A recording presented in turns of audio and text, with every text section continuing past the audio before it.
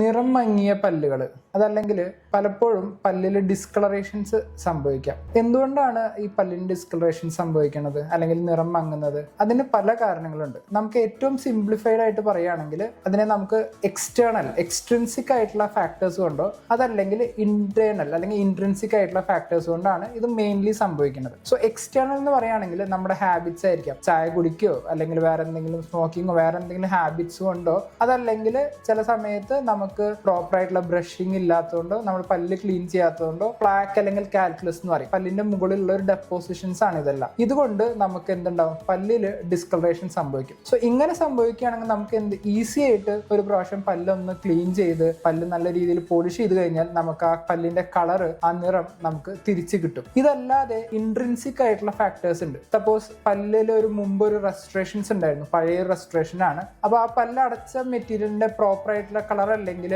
അതിൽ സ്റ്റെയിൻ വന്നിട്ടോ അല്ലെങ്കിൽ ആ റെസ്ട്രേഷൻ കാരണം തന്നെയോ പലപ്പോഴും പല്ലിന്റെ ആ ഒരു കളർ നമുക്ക് പ്രോപ്പറായിട്ട് കിട്ടില്ല. ഇതല്ലാതെ എന്തെങ്കിലും പല്ലിൽ കേടുണ്ടെങ്കിൽ നമുക്കത് കേടാണെന്ന് അറിയില്ല. പലപ്പോഴും രണ്ട് പല്ലിന്റെ ഇടയിലൊക്കെ ഒരു ബ്ലാക്ക് കളറൊക്കെ ആയിട്ട് അതൊരു പല്ലിന്റെ കേടാണ്, അതുകൊണ്ടും എന്തുണ്ടാവും, ഒരു ഡിസ്കളറേഷൻ ഉണ്ടാവും. സോ ഇങ്ങനെയാണെങ്കിൽ നമുക്ക് ആ പല്ല് ഒന്ന് പുതിയതായിട്ട് അടയ്ക്കുകയോ ആ റെസ്ട്രേഷൻ മാറ്റുകയോ ചെയ്തു കഴിഞ്ഞാൽ തന്നെ നമുക്ക് നല്ലൊരു കളർ കിട്ടും. പിന്നൊരു റീസൺ എന്ന് പറയുന്നത് എന്തെങ്കിലും ട്രോമ, എന്തെങ്കിലും ഇടിച്ചു കഴിഞ്ഞു കഴിഞ്ഞാൽ പല്ല് നോൺ വൈറ്റിലോ അതായത് പല്ലിന്റെ ജീവൻ നഷ്ടപ്പെടും. അപ്പോഴും നമുക്ക് പല്ലിൽ എന്തുണ്ടാവും, ഇതേപോലെ ഒരു ബ്ലാക്ക് ഒരു കളറ് നഷ്ടപ്പെടുന്ന ഒരു അവസ്ഥയുണ്ട്. ആ സമയത്ത് നമുക്ക് റൂട്ട് കനാൽ ചെയ്ത് ക്യാപ്പ് ചെയ്യുക എന്നുള്ളതാണ് നമുക്കുള്ള ഏറ്റവും ബെസ്റ്റ് ആയിട്ടുള്ള ഓപ്ഷനായിട്ട് വരുന്നത്. ഇതല്ലാതെയും ഒരുപാട് കാരണങ്ങൾ കൊണ്ട് നമുക്ക് പല്ലിൽ ഡിസ്കളറേഷൻസ്, അപ്പൊ അതിനൊരു പ്രോപ്പർ ആയിട്ടുള്ള ഡെന്റൽ ട്രീറ്റ്മെന്റ് ആണ് അത്യാവശ്യമായിട്ടുള്ളത്. ഇതല്ലാതെ പെട്ടെന്ന് എനിക്ക് ഓർമ്മ വന്ന ഒരു കാര്യം, പലപ്പോഴും പേഷ്യന്റ് ഇവിടെ വന്ന് പറയാറുണ്ട് പല്ല് മഞ്ഞ കളറായിട്ടുണ്ട്, പല്ല് കളർ അത്ര ഇല്ലാന്ന്. നമ്മൾ നോക്കുമ്പോൾ വേറെ ഒരു പ്രശ്നങ്ങളും കാണാറില്ല. പക്ഷെ എന്താണ്,